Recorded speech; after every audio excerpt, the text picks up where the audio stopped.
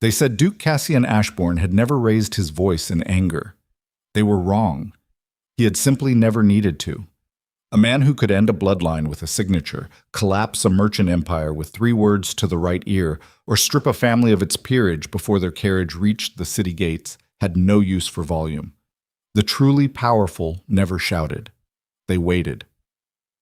And when Cassian Ashbourne waited, the whole of England felt it in the marrow of their bones, that cold, absolute stillness of a predator that had already decided the outcome before its prey understood the game had begun. What no one understood yet, not his allies, not his enemies, not even the young woman who would change everything, was that the most dangerous thing about the Duke of Ashbourne was not his power. It was the moment he chose to use it for someone else. The morning they brought the petitions, Cassian was already at his desk. It was not yet 6 o'clock. The candles were still lit against the gray September dawn, pressing at the tall windows of Ashbourne House's east study, the ones that faced the garden rather than the street, because Cassian had long since stopped caring what the street looked like. Graydon, his secretary, had arranged the correspondence in 3 stacks: social obligations, duchy business, and what Graydon privately called the trouble pile, which was always the tallest. Cassian worked through the trouble pile first. He always had. The Duchy of Ashbourne stretched across 6 counties in England's northwest, encompassing mining interests, agricultural estates, 2 functioning ports, a wool trade that supplied a quarter of the northern mills, and approximately 9,000 souls who woke each morning with their livelihoods contingent on decisions made in this study. Cassian understood this with the same flat clarity with which he understood everything, not as burden or privilege, but as fact. Facts were the only currency he trusted. Facts could not flatter you, could not lie to advance a social position, could not look at you with wet eyes and a rehearsed tremor in the voice and expect you to soften. He was reading the 3rd petition, a land dispute involving 2 tenant families in Westholme whose conflict had been festering for 6 years through 3 previous estate managers, when Graydon knocked. "Lord Fenwick's man has arrived, Your Grace." "He's an hour early." "Yes, Your Grace." Cassian set down the petition and looked at Graydon over the edge of it. Graydon was 53, had served the duchy for 21 years, and had the particular quality that Cassian valued above almost all others in his household staff. He did not interpolate. He stated facts and waited. "Send him to the blue parlor. I'll finish this first." "Yes, Your Grace." And Graydon, "Your Grace. Tell Mrs. Aldridge not to offer him anything from the good service. The everyday will do." A pause so small that another man might not have caught it. "Of course, Your Grace." That pause told Cassian that Graydon understood perfectly. Lord Fenwick had sent his man an hour early as a test of hospitality, a soft probe for weakness, a way of measuring whether the Duke of Ashbourne could be hurried. The everyday china was the answer. Cassian had no interest in tests. He finished the petition, wrote a note of resolution at the bottom in his dense, efficient hand, and moved to the window for exactly 2 minutes. This was not sentiment. It was practice. He had found years ago that 2 minutes of stillness between distinct types of work kept his mind from compressing problems together, from carrying the emotional residue of one matter into the clean assessment of another. He looked at the garden without seeing it. Then he went to meet Fenwick's man. Lord Fenwick's steward was named Croft, and he had clearly dressed for the occasion in clothes that cost more than most men in the duchy earned in a year. He stood when Cassian entered the blue parlor, which was the correct response, and he had the good sense not to speak first, which improved Cassian's assessment of him marginally. "Your letter arrived Tuesday," Cassian said, taking the chair nearest the unlit fireplace. He did not gesture for Croft to sit. It was vague. "My lord wished to speak with your grace on a matter of some delicacy. Your lord sends his steward to conduct delicate business. That tells me either the matter is not as delicate as he claims, or Lord Fenwick lacks the spine to address it himself. Which is it?" Croft blinked. He was a man accustomed to managing difficult conversations. Cassian could see that. But he was also a man who had been briefed on how to navigate social grace, not on how to navigate the absence of it. "Lord Fenwick has great respect for your grace's time. Then he should have come himself and not wasted it on a proxy." Cassian leaned back in the chair, not from ease, but from the particular efficiency of a man who understood that physical stillness created more pressure than physical restlessness. What does Fenwick want? A beat. Croft adjusted, and Cassian noted that adjustment with the same clinical interest he gave to everything. The way a man recalibrated when his prepared strategy collapsed was always more informative than the strategy itself. Lord Fenwick wishes to discuss the matter of the Harrow estate. The Harrow estate. Cassian kept his face neutral, which was not difficult because his face was always neutral. But somewhere behind the neutrality, something sharpened. That estate is not in dispute, Cassian said. It passed to its current occupants through Lady Harrow's second marriage to Phineas Harrow, whose death 3 years ago left the estate in the administration of his widow, Dorothea Harrow. Yes, Your Grace, Lord Fenwick is aware of this. Then Lord Fenwick is aware that it has nothing to do with me. Lord Fenwick believes... Croft paused, and this pause was different from the small recalibrations before. This was a man choosing words with the care of a man who had been specifically instructed to choose them carefully. Lord Fenwick believes there may be irregularities in the original inheritance documentation, specifically regarding the disposition of assets belonging to the late first wife. The room was quiet. In the street outside, a cart passed, the sound of wheels on cobblestone briefly audible and then gone. The first wife, Cassian said. Lady Margaret Harrow, née Ashby, who predeceased her husband by 11 years. And her daughter, Evelina Harrow. Croft's expression shifted, but not in the way Cassian expected. There was something behind it. Not quite discomfort, not quite guilt. More like the expression of a man who had been told to open a door and had just discovered the door was heavier than he was prepared for. Lord Fenwick has an interest in the matter of Miss Harrow's inheritance, yes. Lord Fenwick, Cassian said, has a son of marriageable age and declining financial prospects. His interest in Miss Harrow's inheritance is not a matter of legal irregularity. It is a matter of access. Croft said nothing. Tell your lord, Cassian said, standing, which in this room and in this context was a dismissal as absolute as a spoken command, that the Harrow estate sits within Ashbourne's wider administration, and that any claim regarding asset irregularities must be filed through the proper legal channels, which Fenwick already knows, which means this visit was never about legal channels. Your Grace, and tell him, Cassian continued, moving toward the door, that sending a steward to probe a duke's patience before breakfast is the sort of miscalculation a man should only make once. He left Croft in the blue parlor. Graydon was waiting in the corridor with the quiet attentiveness of a man who had been listening through walls for 2 decades and had simply gotten better at not appearing to. The Harrow estate, Cassian said, pull whatever documentation we have on the original inheritance, the first wife's assets, specifically. Yes, Your Grace. And find out who else has been making inquiries about it. Graydon's expression did not change. I already have a partial list, Your Grace. You are not the first to ask. Jet. The gathering was called a reception, which was the polite word for what it actually was. Cassian knew what it was. Every person who received an invitation to Ashbourne House on the 14th of October knew what it was. His mother had died in March, and with her death went the last obstacle to the one conversation the entire northern aristocracy had been conducting around him for 11 years, the question of who would become Duchess of Ashbourne. Cassian had agreed to the gathering for reasons that had nothing to do with sentiment and everything to do with strategy. His solicitor had advised it. His estate manager had advised it.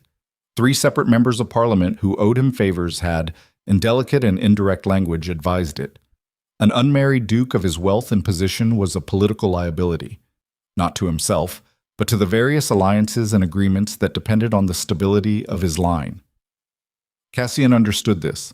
He accepted it with the same flat practicality with which he accepted everything. He did not look forward to it. The 14th arrived with a cold, sharp sky and a wind that came off the northern moors and cut through wool like it had a personal grievance.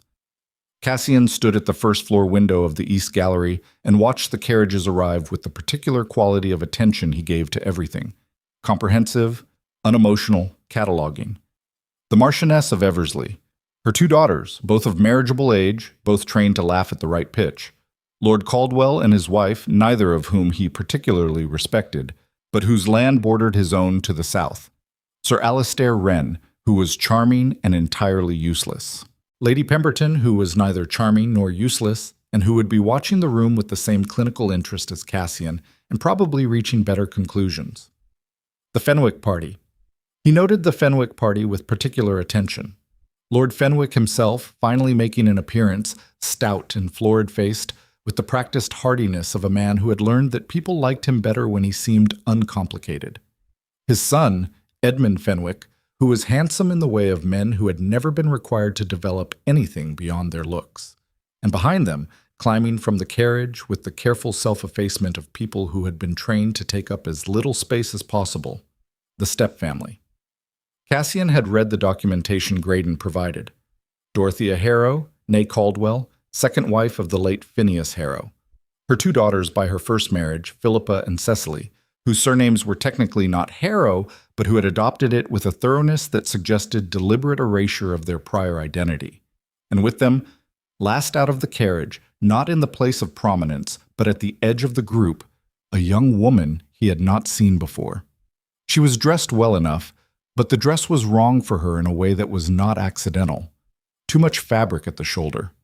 A color, a deep rust that was nearly brown, that flattened her complexion instead of lifting it. The sort of choices a woman with access to a dressmaker might make if she wanted someone else to look diminished. Cassian filed this without expression. He knew a deliberate campaign of diminishment when he saw one. He had been executing them himself since he was 22 years old, and he had never once done it with as much naked enthusiasm as Dorothea Harrow seemed to deploy it. He went downstairs. The grand drawing room of Ashbourne House could hold 200 people comfortably, which meant the 140 gathered there that evening produced the particular pressure of a room that knew it was being watched.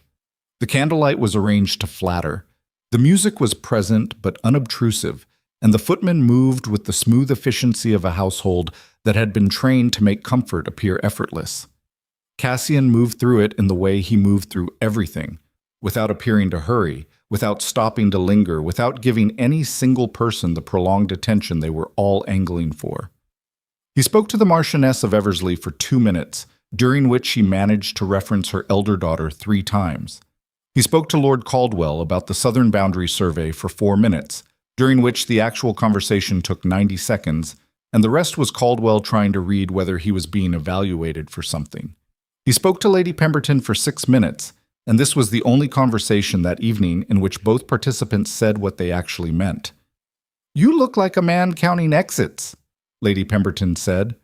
She was 70, had survived 4 monarchs and 2 husbands, and wore her white hair unadorned.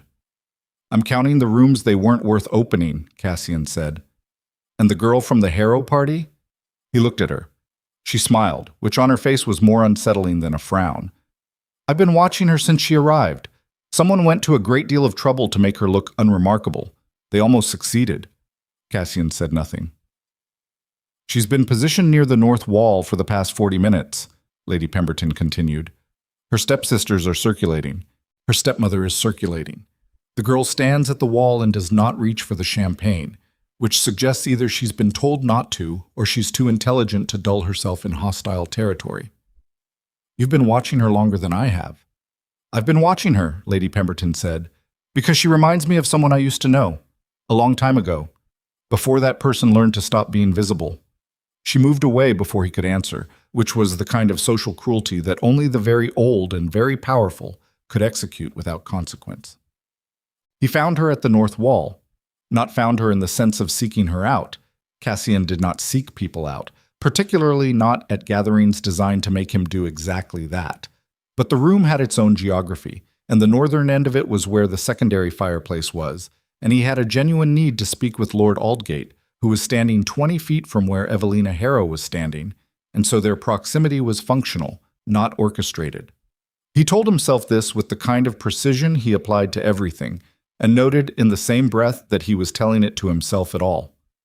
She was looking at a landscape painting on the north wall when he passed her. She did not look at him directly, which, in this room of 140 people angling for exactly that, was remarkable. Most people looked at him. Some looked away with studied casualness when he glanced at them, but they had already been looking. She was looking at a painting of the Yorkshire moors, and her expression suggested she was actually seeing it. "The perspective is wrong," he said. He had not intended to say anything. She turned. She did not startle, which he noted.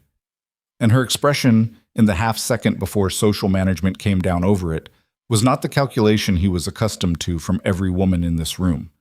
It was the face of a person who had been genuinely interrupted from a thought. "The horizon line," she said, after a pause that was half a beat too long to be performed and exactly the right length to be real. "It's too high. The moorland reads as a slope when the painter wanted a plane." He looked at the painting. She was correct. "The painter was Hedderly," she said. "He had a tendency to work from memory rather than studies. It makes his interiors very good, and his landscapes unreliable." "You know Hedderly's work?" "My father had several of his pieces, the interiors." A pause, and in that pause something moved across her face that she did not entirely manage to conceal, something that might have been grief if it had been allowed to be. "He sold them in the last year of his illness. Or someone sold them." The last 4 words were quiet and flat, in the specific way that things go quiet and flat when a person has spent a great deal of time making peace with something that does not actually deserve peace. Cassian looked at her. Not the way he had looked at the carriages arriving, not the cataloging assessment, but something different. The kind of looking that a man does when he has unexpectedly encountered something that does not match any category he has prepared. "Evelina Harrow," he said. "Yes, Your Grace." "Your stepmother has been trying to catch my eye for the past 20 minutes. Something crossed her face that was too controlled to be amusement and too alive to be nothing. She's very determined." "Is that what that is?" The not quite amusement sharpened just slightly. "Lady Harrow has 2 daughters to establish. That requires access to the right rooms." "And you?" "I don't require access to rooms, Your Grace." "Everyone in this room requires access to rooms." "Some people," she said, "have learned that rooms require more than they're worth." She looked back at the painting. It was a dismissal so clean and so without self-consciousness that Cassian stood with it for a moment before he understood what it was. In 11 years of gatherings and political maneuvering and the particular social theater of his rank, no one had ever simply turned away from him mid-conversation, not with rudeness, not with calculated coyness, simply because she had said what she meant and was finished. He moved to find Lord Aldgate. He did not look back at the north wall.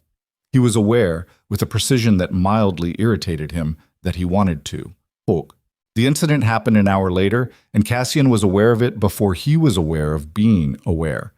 The way the room's sound shifted, not louder but denser, the way the music continued but the conversations around him shortened, people's attention snagging on something at the east side of the room. He turned.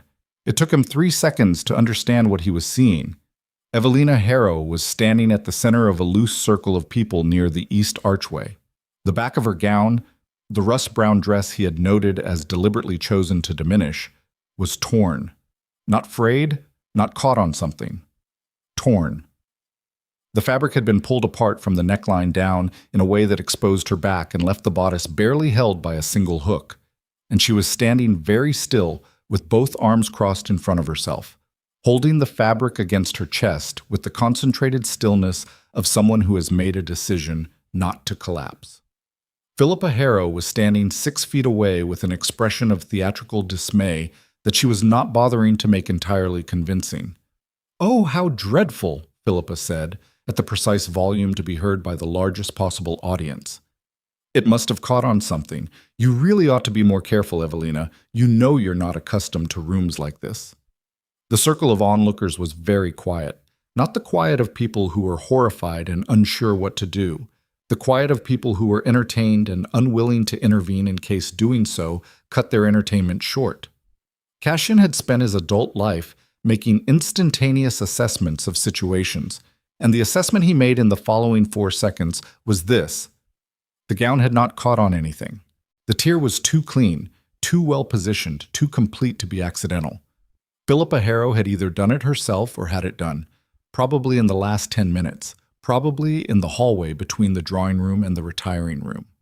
The circle of onlookers included 12 people he would have described as social cowards, 3 people who were actively pleased by what was happening, and Lady Pemberton, who was watching Cassian. Evelina Harrow had not moved. Her face was, and this was the thing that settled into Cassian's chest like a stone dropped into still water, composed. Not the performed composure of a woman managing a social disaster. The real composure of a woman who had survived worse than this and knew it and was deciding right now in real time whether to let it destroy her. Her chin was level, her eyes were dry. There was a muscle in her jaw that moved once. That was all. And the 138 people in the room were watching to see if she would break. Cassian took off his evening cloak. He moved through the circle without acknowledging its existence, and the people in it moved without realizing they were moving because the Duke of Ashbourne had entered their space and there was no alternative. He came to stand behind Evelina Harrow and settled the cloak over her shoulders with the efficiency of a man who had made a decision and was executing it, not performing it. The room went very quiet. He did not look at Philippa. He did not look at Dorothea Harrow, who had materialized at the edge of the circle with the expression of a woman who had prepared for many outcomes, but not this one. He did not survey the audience or acknowledge the silence. He spoke to Evelina. "The Hetterly in the East Gallery," he said, "is one of his interiors, better perspective than the Moor." His voice was entirely even, the voice of a man conducting a private conversation in an empty room. "If you'd care to see it." She turned her head to look at him, and for 1 second, just one, the composure fractured at the edges, and underneath it was something raw and exhausted and entirely unguarded, the face of a person who had not expected this and did not know what to do with it. Then it was gone. The composure came back quieter than before, but more solid. "Thank you," she said. The words were simple. They were not performing gratitude. They were just the 2 words that fit. "There's nothing to thank me for," Cassian said. And he meant it exactly as it sounded. Not false modesty, not calculated deflection, simply the statement of a man who did not consider basic decency to be a gift. He offered his arm. Evelina Harrow looked at it for 1 beat. Then she took it. They walked toward the East Gallery, and the circle parted, and the room watched them go with the kind of silence that means a story has just begun. Behind them, Philippa Harrow was still standing where she had been. Her expression of theatrical dismay now curdled into something uglier and less managed. Dorothea Harrow's hand had gone to her throat in a gesture that might have been distress, except that her eyes were too bright and too calculating for distress. Edmund Fenwick, standing against the far wall with a glass he had not touched, was watching Cassian's retreating back with an expression that was not quite jealousy and not quite anger, but contained elements of both, along with something more deliberate, something that looked like assessment. And Lady Pemberton, who had watched the entire thing from her position near the secondary fireplace, turned back to the painting closest to her, a portrait, not a landscape, and said nothing to anyone. But her expression, for the first time in the evening, had relaxed. It looked, faintly, like relief. Well, the East Gallery was empty and cooler than the drawing room. The Hetterly interior hung between 2 sconces, and the candlelight played across it well, and the perspective was, as Cassian had said, significantly better than the Moor. Evelina stood before it with his cloak around her shoulders, and she was looking at the painting, and she was not performing looking at the painting, and he stood 3 feet to her left and was silent, because silence was the only thing that fit. "You didn't have to do that," she said eventually. "I'm aware." "They'll talk." "They're talking already. That's what they do. It doesn't require my assistance." A pause. She tilted her head very slightly, studying the painting's light source. "They'll assume you have an interest." "Let them." She turned to look at him then, fully, and the composure was still there, but it was the composure of someone deciding how honest to be. That's easy to say when the consequences accrue to someone else. It was sharp. It was also entirely accurate. He held her gaze. "Then tell me what consequence you want me to account for." "The inheritance documentation," she said. Her voice was level, and her eyes were very steady, and the words came out with the particular clarity of something that has been held back for a long time and is finally being allowed to move. "The papers my father signed in the last 8 months of his illness. Someone has them. Someone has made certain they cannot be found. The East Gallery was very quiet. How long have you known? Cassian asked. Since the month after his death. She paused. How long have you? He looked at her. The question was direct, which meant she was either very brave or very past the point of caring about caution, or both. In his experience, those two things often arrived together in people who had been pushed past a certain threshold. 4 days, he said. Something moved through her expression. Not surprise. Something more complex. The recalibration of someone who had been fighting alone for a long time and had just discovered unexpectedly that they might not be. She opened her mouth to speak. The door to the East Gallery opened. It was not a servant. It was not one of the guests wandering in search of privacy.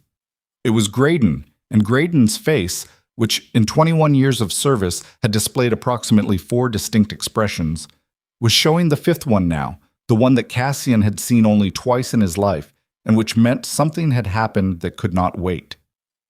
Your Grace! Graydon's voice was careful in the way of a man calibrating how much to say in front of a stranger. There has been a development. Cassian looked at him. Tell me. Lord Fenwick's party. A pause so brief it almost disappeared.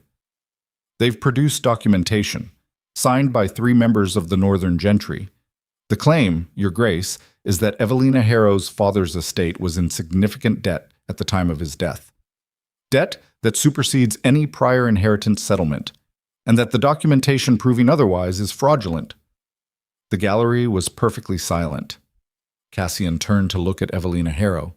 Her face had gone the particular still of a person who has just heard the exact thing they feared most and has spent enough time preparing for it that the fear itself has been disciplined into something that looks, from the outside, almost like calm. They filed it already? She asked. Her voice did not shake. Filed, witnessed, and delivered to the gathering's attending solicitor within the last 20 minutes, Graydon said, which suggests, Your Grace, that the documentation was prepared before tonight. Before tonight. Before the gathering. Before a single conversation had taken place. The Fenwick party had arrived with forged documents already in hand, and the scene with the torn gown had not been cruelty on impulse. It had been distraction.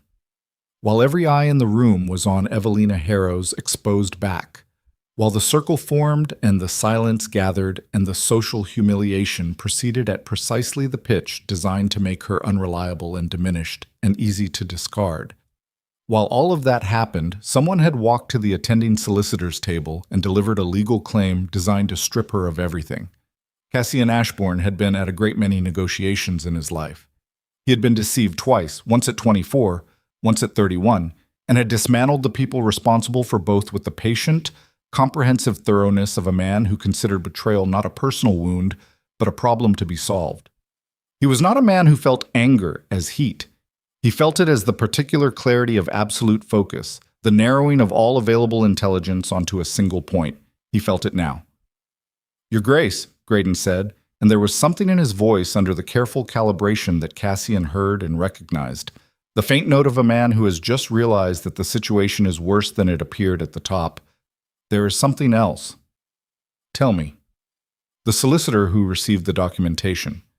Graydon paused. He's already sent for the magistrate. The magistrate's name was Horton, and he arrived with the particular self-importance of a man who had been summoned to a duke's house and was determined not to let it show that he found this terrifying. Cassian met him in the entrance hall. He did not go to the drawing room. He did not go back to the gathering.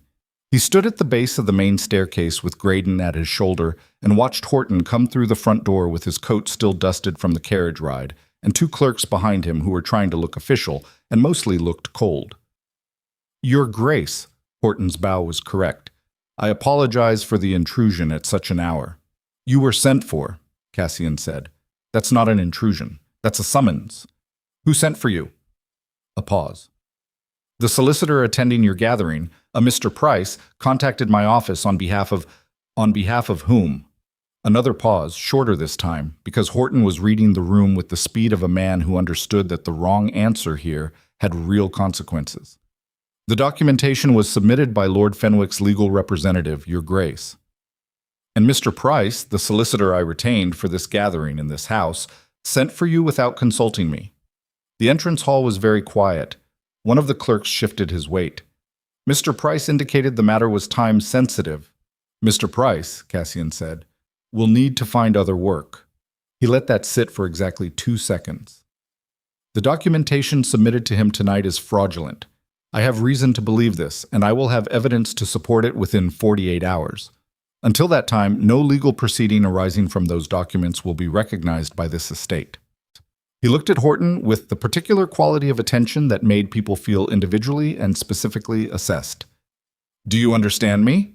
It was not a question. Horton understood him. Your Grace, the law requires that you respond to a credible claim. I'm telling you the claim is not credible.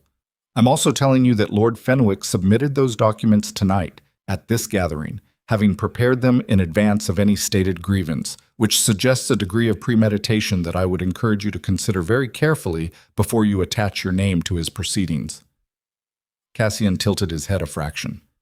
I would also encourage you to consider that Lord Fenwick's financial position has deteriorated significantly in the past 18 months, and that the estate he is attempting to claim through this process is occupied by a young woman whose father served this duchy for 20 years. Horton looked at him for a long moment. I'll need to speak with Mr. Price, he said finally. Mr. Price is in the blue parlor. Graydon will show you. Cassian turned away, which was the equivalent of a door closing. 48 hours, Mr. Horton. Sam. He found Evelina where he had left her. She was still in the East Gallery, still wearing his cloak, still standing in front of the Heatherly interior as though she had not moved. But she had moved. He could see it in the set of her shoulders, slightly different from before, pulled inward rather than back. The posture of a person who had been standing alone with something difficult and had made certain adjustments to carry it. The magistrate? She said, without turning. Being managed. That's a temporary solution. Most solutions are. He came to stand where he had stood before, 3 feet to her left. The documents Fenwick submitted. Do you know what they claim specifically? She turned then, and her face was still composed, but underneath it something was working. A kind of furious precision, the face of a person doing rapid calculations in real time. Debt. My father's debts. They'll claim the estate was leveraged against obligations he accumulated in the last 2 years of his life, when his illness had progressed to the point where he was signing things he couldn't fully read. A pause. He wasn't signing things he couldn't read. He was signing things he didn't write. You have proof of that. I had proof of that. Her jaw moved. The original correspondence between my father's solicitor and the estate manager. Letters in my father's hand written to me that contradict the financial picture Fenwick is trying to establish. They were in the house. She stopped. They were in the house until approximately 6 weeks after my father died, when Dorothea reorganized his study. The word reorganized carried enough weight to bend the air around it. Cassian looked at her. In 11 years of managing a duchy that encompassed 9,000 lives and the accumulated grievances of 6 generations of noble families, he had learned to distinguish between people who told him what they thought he wanted to hear and people who told him what was true, regardless of whether it served them. Evelina Harrow spoke the way the second kind of person spoke, without performance, without the subtle inflation that people added to their own stories to make themselves more sympathetic. She was simply telling him the facts, and the facts were ugly, and she was not flinching from that. The solicitor who originally handled your father's estate, he said. Whitmore. He died last year. She stilled. You know about Whitmore. He fell from his horse on the road between here and Caldwell in February. I know about it because the road between here and Caldwell runs through Ashbourne land, and unexplained deaths on my land are documented. He paused. It was documented as an accident. It was documented as an accident, she said very carefully, because the man who found him was a Caldwell tenant, and the inquest was conducted by a magistrate whose family has been in Caldwell's pocket for 30 years. The East Gallery was silent, except for the faint sound of the gathering continuing in the drawing room. Music, conversation, the particular hum of people who did not know yet what was happening in the rest of the house. You've been building this case alone, Cassian said. I've been surviving, she said. Building implies resources I didn't have. Something in the flatness of those words landed differently than she probably intended. Not vulnerability, she was too controlled for unintended vulnerability, but the kind of honesty that came out when a person had been holding something for so long that they stopped caring whether it was strategically wise to set it down. "You have resources now," Cassian said. She looked at him. The look was complicated. Not gratitude, not relief, something more guarded than either. The look of a person who had been offered help before and had learned what help usually cost. "What do you want?" she asked. It was direct. It was also, he understood, the most important question she could ask, and she was asking it without softening it, without social disguise, because she had reached the point where she could not afford the cost of misunderstanding the answer. "The truth," he said, "about what happened to your father's estate, about what Dorothea Harrow took, and how she took it, and who helped her do it." He held her gaze. "And Fenwick's role in it, because a man does not prepare fraudulent documents in advance of a social gathering unless he is either very desperate or very confident, and I want to know which one he is." She studied him for a moment, the kind of studying that went beyond the surface of a person's face and looked for the structure underneath, the kind of looking that people only did when they had learned that faces lied but structures were harder to fake. "Fenwick is confident," she said, "because he has Dorothea, and Dorothea has been preparing for this for 3 years. Then we have 48 hours to dismantle 3 years of preparation." "We," she said. "Yes." Another look, longer this time. "Your Grace," she said, and her voice was steady, but something underneath it was not quite steady, was in fact the very first thing he had seen in her that suggested the composure was a choice she was making, moment to moment, rather than a state she had arrived at. "I have been very careful not to let anyone make decisions for me, including people who meant well. I'm not making decisions for you. I'm offering you access to mine." The distinction landed. He could see it in the slight shift of her expression. Not softening, nothing so simple as that, but a recalibration, the look of a person updating information. She said nothing for a moment. Then, "Dorothea keeps papers in a locked box in her dressing room. She has kept them there since the first month after my father died. I know this because I know that house, every room of it, and I know what she moved and where she moved it, and the one thing she never moved is that box." She paused. "I think the original documents are in it, or copies of what she destroyed." "You think?" "I think because I've never been able to confirm it, because getting into that room requires either her absence or her permission, and she has been very careful about both." Cassian nodded once. He turned toward the gallery door, then stopped. "Miss Harrow." She looked at him. "The gown," he said. "Philippa did it herself, or had it done." Something moved across her face that was not surprise, but was something adjacent. The particular expression of a person who has suspected something and has just had the suspicion confirmed and is processing what it costs to be right. "Yes." "While your attention was on getting to the retiring room without being seen, someone was at the solicitor's table." "I know." Her voice was quiet. "I figured that out about 20 minutes ago. It means the scene was coordinated. The gown, the timing, the documents. This wasn't Philippa being cruel. This was Fenwick being strategic and using Philippa's cruelty as a tool." "Which means," she said, and her voice was flat and precise in a way that made the words hit harder than if she had been angry, "that this was never about tonight. Tonight was just the move they decided to make first." He looked at her. "There will be others," she said. "Whatever you do in the next 48 hours, there will be others after it." "Yes," he said, "there will." She held his gaze, and in the silence between them, something was established that had nothing to do with rank or circumstance, the simple functional acknowledgement of two people who had both looked at the same problem and reached the same conclusion and understood, without sentiment, what that meant. "Then we should get started," she said. He found Edmund Fenwick near the drawing room's east entrance 40 minutes later, positioned with the studied casualness of a man who had been waiting where he calculated Cassian would pass. Edmund was 28, handsome, and carrying 3 glasses of champagne worth of confidence that he had not entirely earned.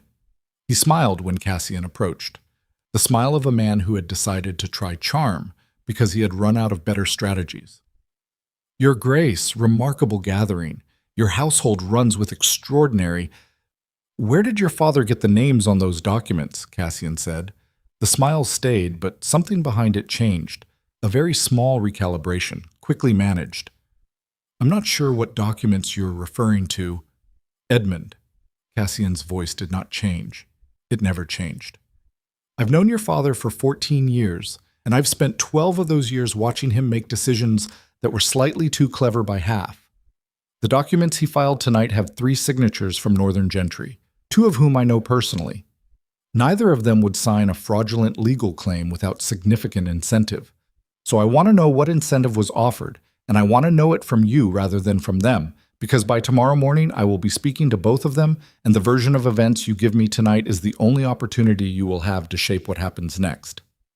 Edmund Fenwick looked at him. The charm was still there, technically, the way a coat was still a coat after it had been soaked through, retaining its shape while being entirely useless.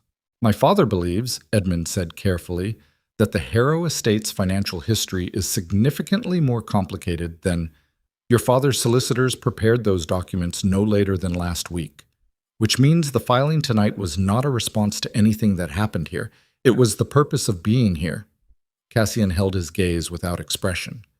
Which means your father requested an invitation to my gathering, through Caldwell, I believe, 3 weeks ago, specifically to use this house as the venue for a legal action.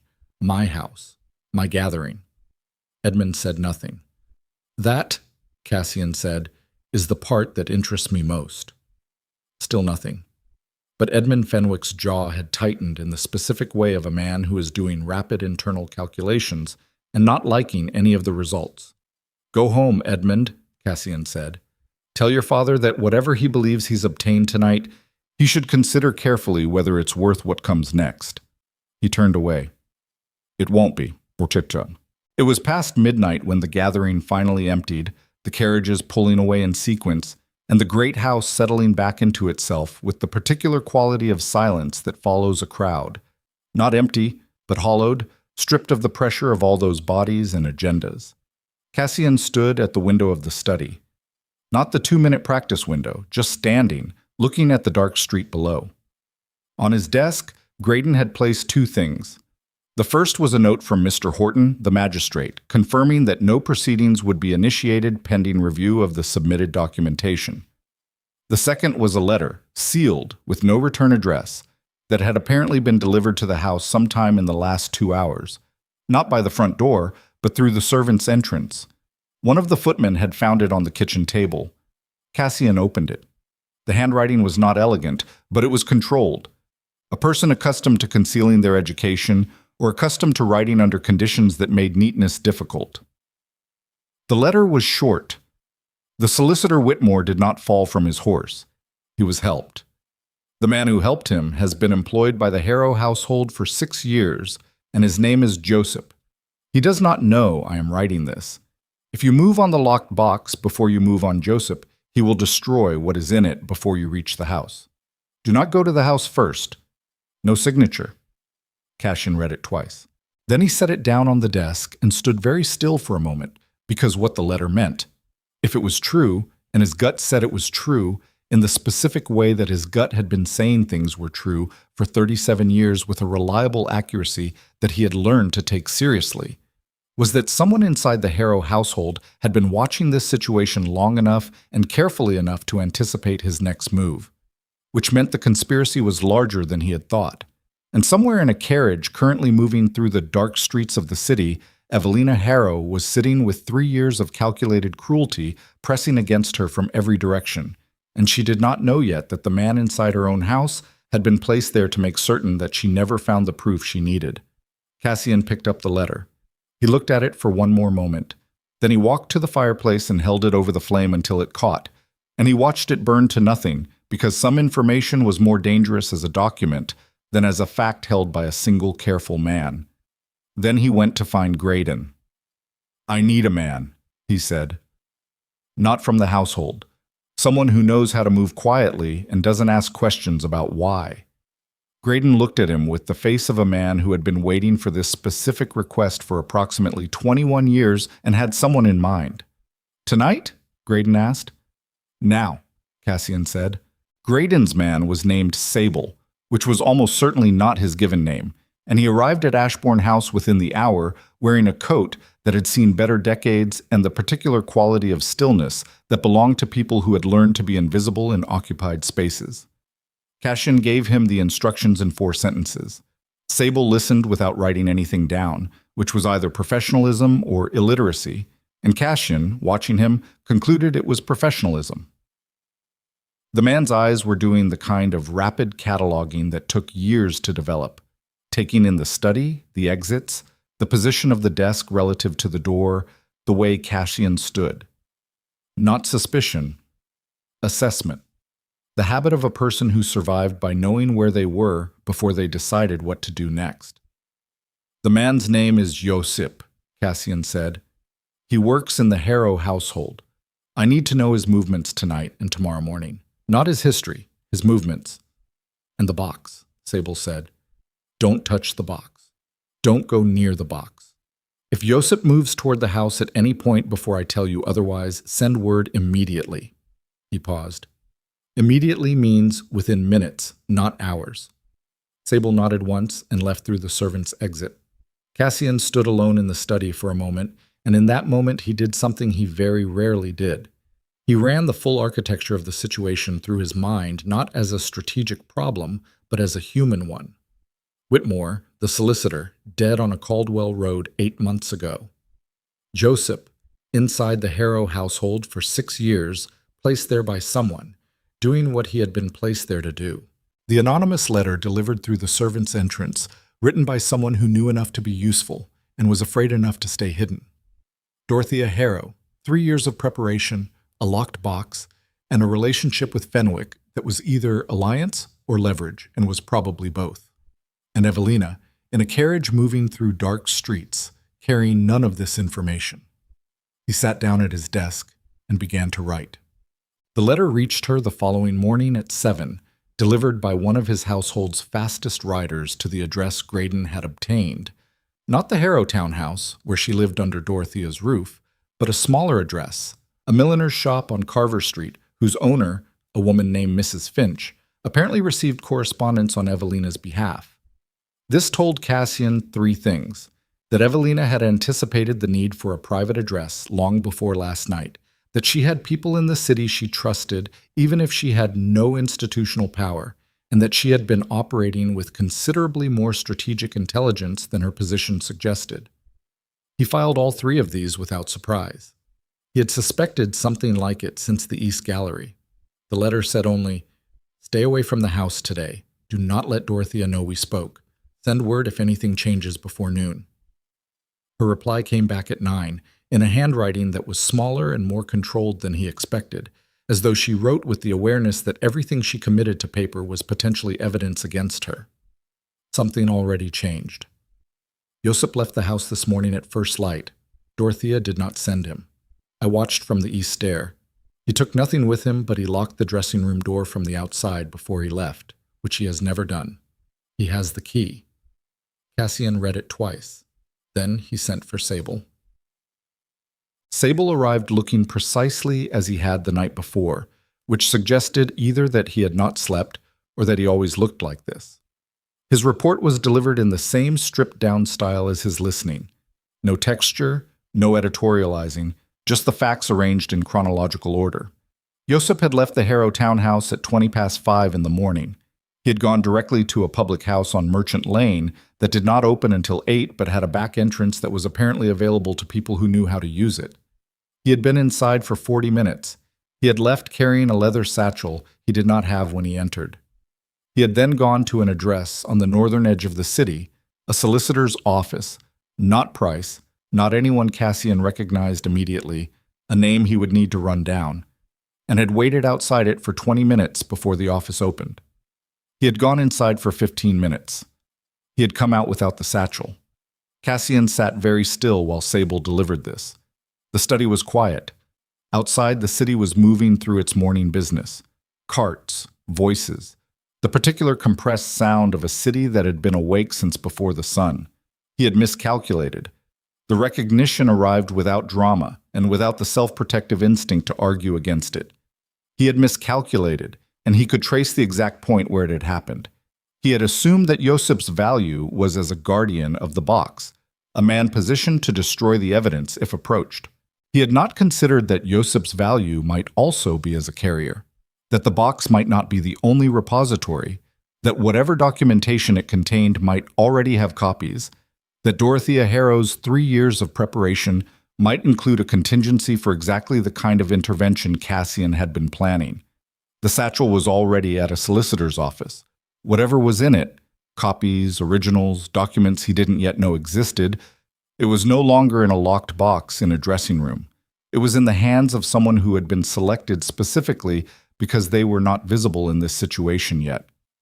"The solicitor's office," Cassian said. "The name." Sable told him. Cassian wrote it down and looked at it. The name meant nothing to him directly, which meant either the man was genuinely obscure or had been deliberately kept clear of any association with Fenwick or Caldwell. Both possibilities were concerning in different ways. "Is Josip still at the office?" "He left. He went back to the Harrow house. He's been inside since approximately 9 o'clock. Which was 10 minutes after Evelina had sent her letter, which meant she had been watching him return. Cassian stood up. "Get me everything you can find on that solicitor by this afternoon. Public record, reputation, known clients, anything." Sable left. Cassian stood at the window, not the 2-minute practice window, he was past that now, and looked at the street below and felt, for the first time in a long time, the specific quality of a situation that was moving faster than his information could keep pace with. It was not a feeling he was accustomed to. He had spent his adult life building the kind of intelligence infrastructure that prevented this. The network of loyal people, the documented history, the reputation that made others hesitate before acting against him. All of that was still there, but it was built for a different kind of problem, and this problem had been constructed specifically and deliberately to sit in the gaps. Someone had studied him, had studied how he moved, how he gathered information, what resources he would reach for, and in what order. The anonymous letter had not been help, or it had been help, but it had also been a redirect, pulling his attention to Josip as a physical threat to the box, while the more important movement happened somewhere else entirely. He turned this over and looked at the underside of it. The letter had arrived through the servant's entrance. Someone with access to his household, or someone who had paid for access, had placed it there. He had assumed a sympathetic informant inside the Harrow house, someone frightened enough to warn him anonymously. But what if the letter was not from someone frightened? What if it was from someone who needed him to stand still while Josip moved? His chest was doing something that was not quite what other men might call a cold feeling, but was functionally adjacent to it. He sat back down at the desk and wrote a second letter to Evelina, shorter than the first. "Do not trust any information that came to me last night through unconventional channels. We may have been directed. Meet me at Mrs. Finch's address at 2 o'clock. Come without Dorothea knowing." He sent it with the same writer and sat back and waited, which was the hardest thing, because waiting when the situation was moving was the kind of discipline that cost something real. Chats. She was already at Mrs. Finch's address when he arrived. The milliner's shop was closed at 2, a small placard in the window, and Mrs. Finch herself let him in without speaking and disappeared into the back with the practiced discretion of a woman who had been doing this for years. The front room smelled of starch and dried flowers, and the particular close warmth of a small business that ran on tight margins and careful management. Evelina was standing at the window in the same coat she'd been wearing when she left last night, which told him she had not been back to the Harrow house. Her face when she turned was different, still composed, always composed, but the composure had a different texture than yesterday, tighter, the way composure looked when the thing underneath it had gotten heavier. "The letter you mentioned," she said before he could speak. "The one that arrived last night." "Yes." "I sent no letter." He stopped. "I did not send anyone to your house last night," she said very precisely. "I did not know your servant's entrance existed. I did not know the name Josip was relevant until this morning when I watched him leave." She paused. "Whatever letter you received was not from me or from anyone acting on my behalf." The room was very quiet. Cassian looked at her, and she held his gaze with the direct steadiness of a person who understood exactly what she was saying and what it meant, and was saying it anyway. Then the letter was planted, he said. Yes. To redirect my attention while the satchel moved. Yes. She exhaled through her nose. Not quite a breath, more like the controlled release of something that had been compressed. Which means whoever sent it knew you well enough to predict how you would respond to it. Knew you would send a man to watch Josip. Knew that if your man was watching Josip, your man was not watching the solicitor's office. They used my own method against me, Cassian said. He said it plainly, because it was plain, and because the quality of understanding between them had established itself at a level where there was no point in softening it. Someone who knows how I operate. Not Fenwick, she said. Fenwick is not subtle enough for this. No. He agreed with that. He had been turning it over since the study and arriving at the same conclusion each time. Fenwick was money and connections and the particular blunt confidence of a man who had never had to be clever because he had always had enough resources to make cleverness optional. This was something else. Caldwell. She looked at him. Your stepmother's family, he said. Dorothea was née Caldwell. Lord Caldwell sat 20 feet from me last night and had a perfectly managed conversation about the Southern Boundary Survey while all of this was happening around him. He paused. He stood in my house and looked me in the eye. Evelina's jaw moved in that single small way he had learned to read as the outermost expression of something considerably larger. Caldwell was my father's closest friend, she said, for 30 years. The word friend fell into the room like something dropped from a height. He watched her absorb it, not fall apart, not rage, absorb. The particular painful discipline of a person who had learned that the world did not pause to accommodate your shock, and so you processed it while moving. He had done that himself, twice in his life, and both times it had cost him something he had not gotten back.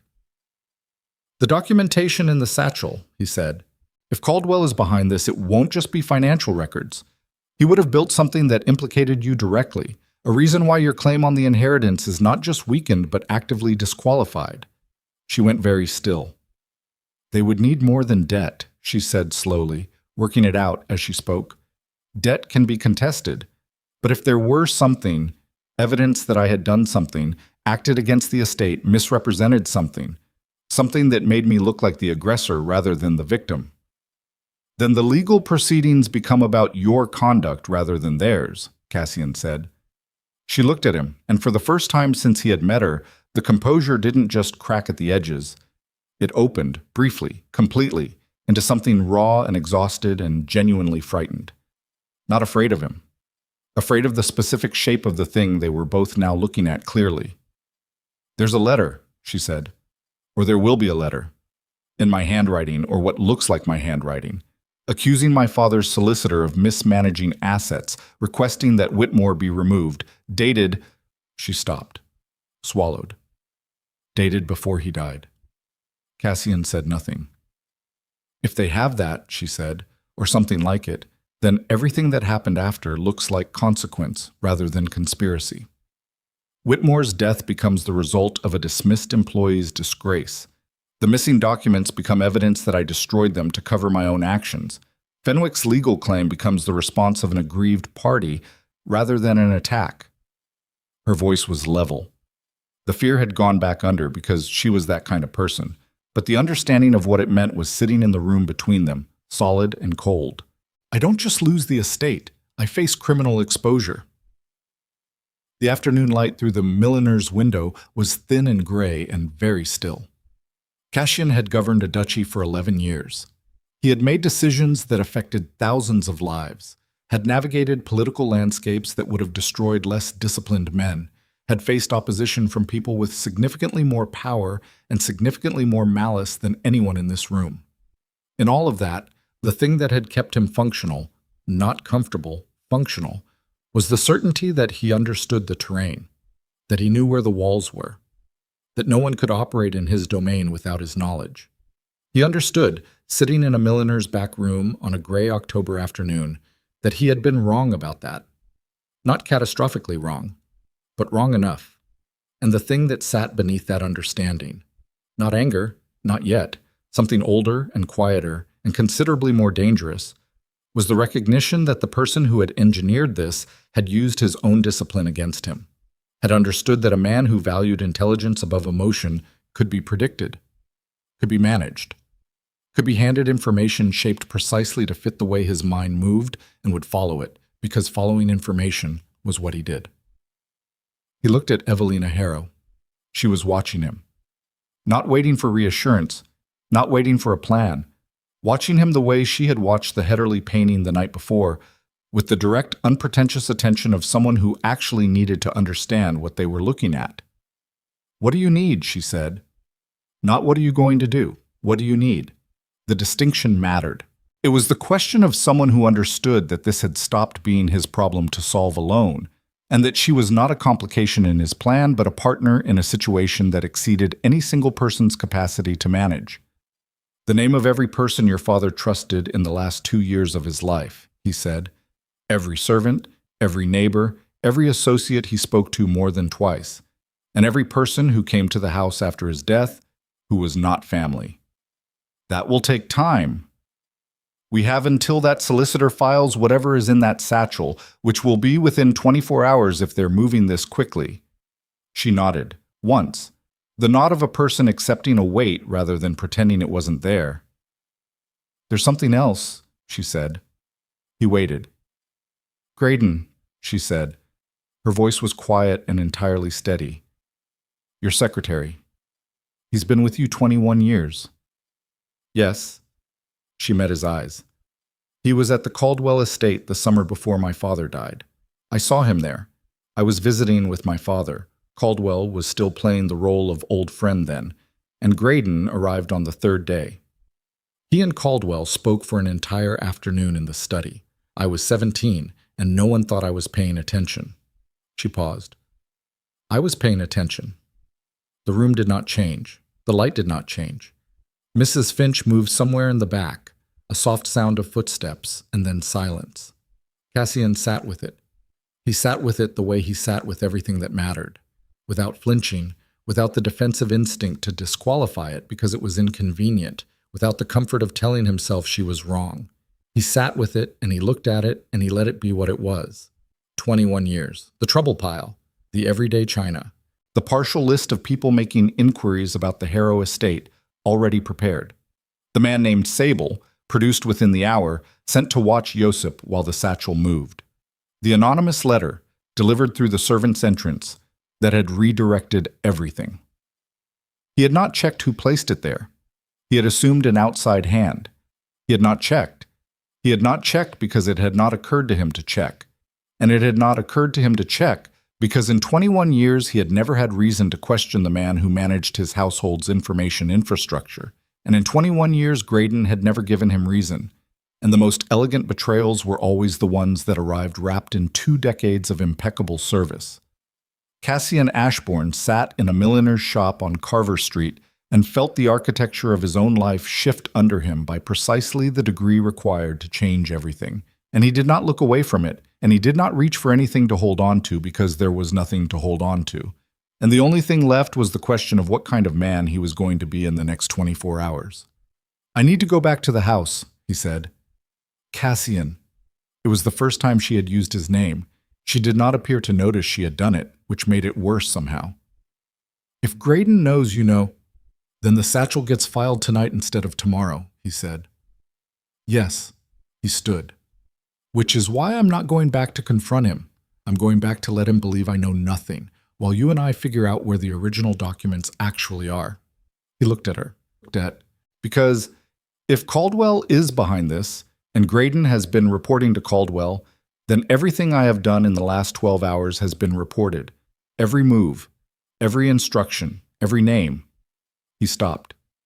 "Except this conversation." She held his gaze. "They don't know about Mrs. Finch," she said. "Not yet." "Then we have one move they haven't anticipated." "One," he said.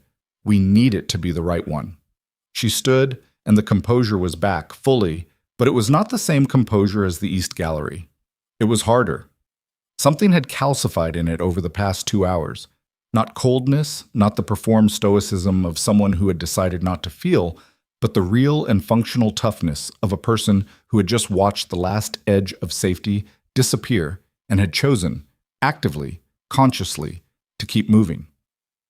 "Then we find the original documents," she said, "without Graydon, without your household, without anyone who has ever spoken to Caldwell." She paused. "Starting with the one person who knew my father and is still alive and has never, to my knowledge, been inside a room with any of these people." "Who?" Cassian said. She told him.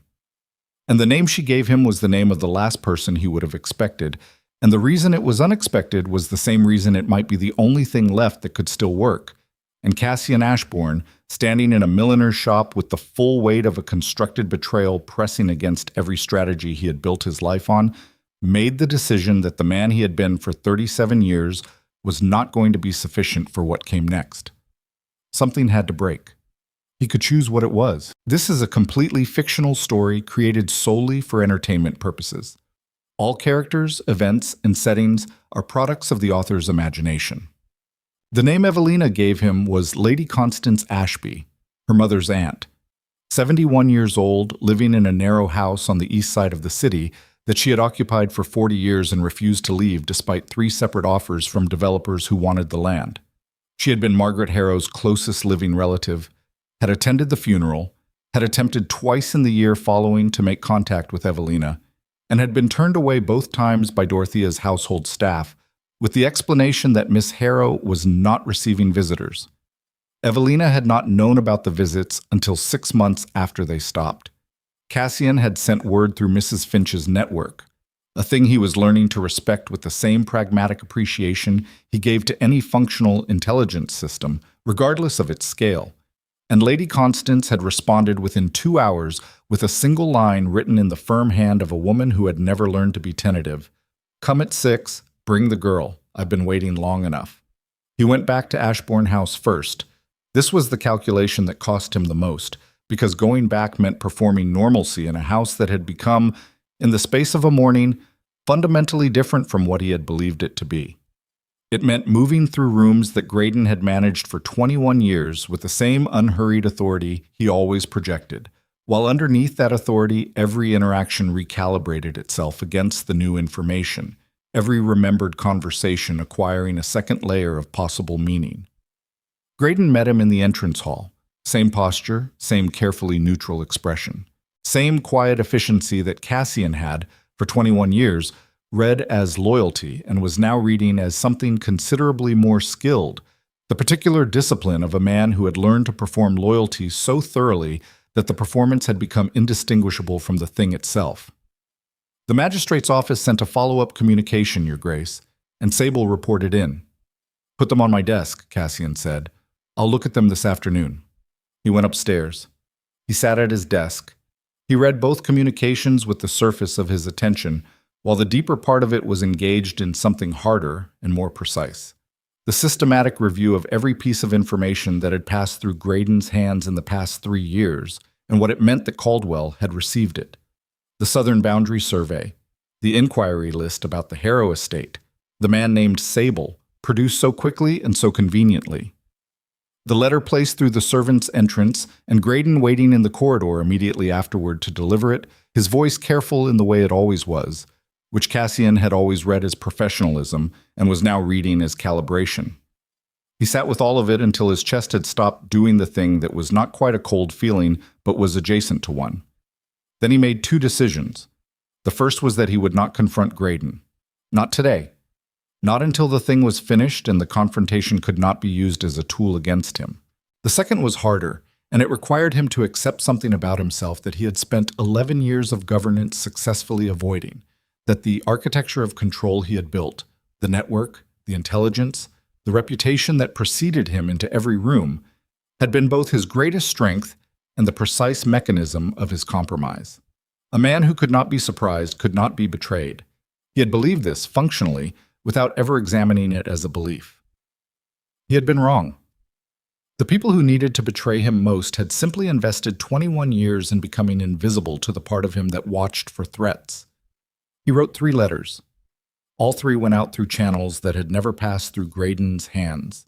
A messenger service on the south side of the city that Cassian had used exactly once before, 4 years ago, for reasons unrelated to this situation.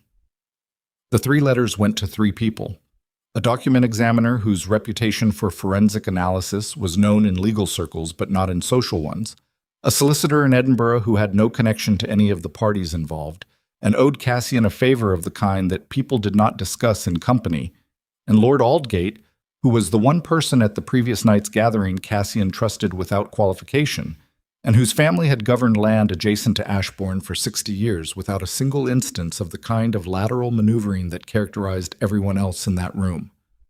Then he went to find Lady Constance Ashby. The narrow house on the east side smelled of old paper and wood polish, and the particular contained warmth of a space that had been lived in seriously for a long time. Lady Constance herself was not what Cassian expected, though afterward he was not sure what he had expected. Something frailer, perhaps, something more worn by age. She was instead a compact, sharp-eyed woman in dark gray wool who looked at him when he entered her sitting room with the direct assessing gaze of someone who had spent 71 years learning exactly how much to trust the face a man presented to the world. Evelina was already there, seated across from the old woman in a chair that looked like it had been arranged to face the door. Lady Constance's doing, Cassian suspected, the habit of a woman who liked to see what was coming. "Duke Ashbourne," Lady Constance said, "sit down. You're making the room feel pressured." He sat.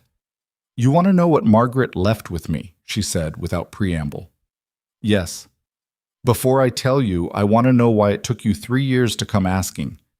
Her eyes were not unkind, but they were uncomfortably direct. "You govern this part of England. You have more access to information than any man in the north. My niece's daughter has been living in that house for 3 years with people who are stealing from her blind, and you are only here now." The room was very quiet. Cassian said, "Because I didn't know, and the reason I didn't know is part of what I'm here to fix." Lady Constance looked at him for a long moment. Whatever she was measuring, she apparently found enough of it. "Margaret came to me 8 months before she died," she said. "She knew she was dying, not the specific timeline, but the direction of it. She was not sentimental about it. She was practical, which is where Evelina gets it." She did not look at Evelina when she said this, but Evelina's hands, resting in her lap, tightened fractionally. "She brought me a box." Cassian kept his face neutral. "She said she had reason to believe that Phineas's, that certain people around her husband were not what they appeared.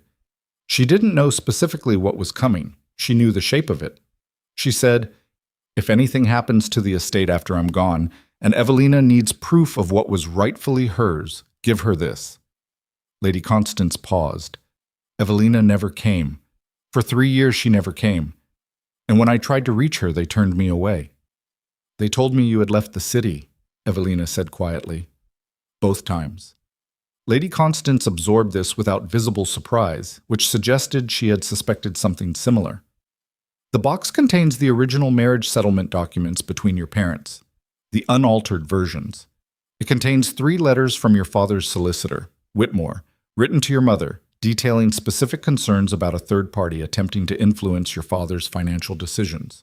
It contains your mother's personal correspondence with Caldwell, spanning 8 years, in which she documents a pattern of behavior that she describes as," Lady Constance paused, selecting the word, "systematic." The word landed in the room like a stone. "She knew about Caldwell," Evelina said. Her voice was very controlled and completely flat. "She suspected. She documented. She protected." Lady Constance stood with the deliberate economy of a woman who had learned not to waste motion. "I'll get the box." She left the room. Cassian looked at Evelina. She was staring at the empty chair where Lady Constance had been, and the thing on her face was not grief exactly, was not anger exactly, was the compound expression of someone absorbing the specific cruelty of learning that the person who had loved her most had seen what was coming and had tried to protect her, and it had almost been buried under 3 years of calculated misdirection. Almost. "She planned for this," Evelina said. "My mother planned for this." "Yes. She knew she wouldn't be there to stop it, so she left what she could, where they couldn't reach it. Yes. Evelina exhaled very slowly. She always said the most important thing you could leave a person was not money, it was proof. Cassian said nothing, because there was nothing to say, and he had long since learned that there were moments when silence was not the absence of care, but its most precise form. Lady Constance returned with a box that was smaller than Cassian had expected, and considerably more worn, the kind of wear that came not from carelessness, but from handling, from being checked, moved, secured, checked again over the course of years by a woman who understood exactly how much it contained. He did not open it there. He did not need to verify its contents with Lady Constance present. He needed to get it to the document examiner and to the Edinburgh solicitor, and he needed to do both before the solicitor holding Josip's satchel filed its contents with anyone official. He stood. Lady Constance, I need to take this tonight. I assumed as much. She looked at him steadily. What are you going to do? I'm going to end it, he said. That's not an answer. It's the only one I have at the moment. He held her gaze. But I'll send word when it's finished. She looked at him for a moment longer. Then she looked at Evelina, and the look between them was the kind that went too deep for translation. Your mother was right about one thing, she said to Evelina. She said that when the moment came, you would need someone who operated from the same principles she did. Not sentiment, not authority. A pause. Precision. She did not look at Cassian when she said it, but the words sat between all three of them. The document examiner worked through the night. His name was Roth. He operated out of a workroom on the south side of the city, and his particular skill, the thing that distinguished him from the half-dozen other men who did similar work in the city, was that he did not simply identify forgeries. He identified the mechanics of forgery, the specific techniques, the materials, the trained hand versus the amateur one, the patterns that connected one forged document to another if both had passed through the same source. Cassian sat in Wraith's outer room from 9 o'clock until past midnight, and Evelina sat across from him, and between them was a silence that had shifted from the functional silence of two people managing a crisis into something different. The silence of two people who have been through enough in a short time to have run out of the social architecture that usually filled the space between strangers. At 11, she said, "What made you take off your cloak?" He looked at her. "The night of the gathering," she said. "You didn't know me. You didn't owe me anything. There were 100 people in that room and not one of them moved." He considered the question with the same quality of attention he gave to every question she asked, which had turned out to be the quality of someone who asked things in order to understand rather than to position. "Because the alternative was to be one of the 100 people who didn't move," he said, "and I'm not able to be that person." "Most men of your rank are." "Most men of my rank," he said, "have spent so long managing what they're seen to do that they've lost track of what they actually do. They're the same person in private and in public, just performing different versions of inaction." She looked at him with that direct, unpretentious attention. "And you're not." "I try not to be." He paused. "I don't always succeed." She held his gaze for a moment, then, very quietly, "Thank you for the cloak. I didn't say it properly before." "You said it exactly right before." "I said 2 words." 2 was enough. The corner of her mouth moved just slightly.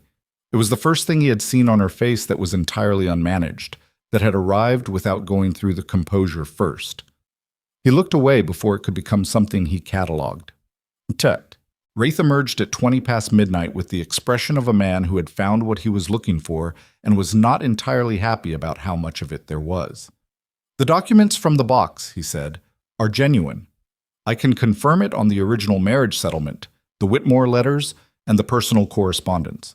Paper, ink, wear pattern, all consistent with the dates indicated." He set them on the work table with a care that suggested he understood their value. "The documents from the secondary set," he stopped. "Say it," Cassian said. "The documents Sable recovered copies of from the solicitor's office." Roth put them beside the genuine set. "Same paper source, different hand, but it's a trained copy of a genuine hand. So specifically, it's a trained copy of Evelina Harrow's handwriting. Someone spent considerable time practicing it." He pointed to 3 specific documents. These three are the problem. They're good enough to pass a casual examination. They would not survive a direct comparison against confirmed genuine samples, but in a legal proceeding where the defense has to actively argue for that comparison, the burden becomes theirs, Evelina said. Yes, Miss Harrow. How long would it take to produce this quality of forgery? Cassian asked. Wraith considered. Several months of preparation. The hand practice alone, Otgum. To get to this level of consistency, that's not a rushed job. Someone began this well before whatever triggered the legal filing.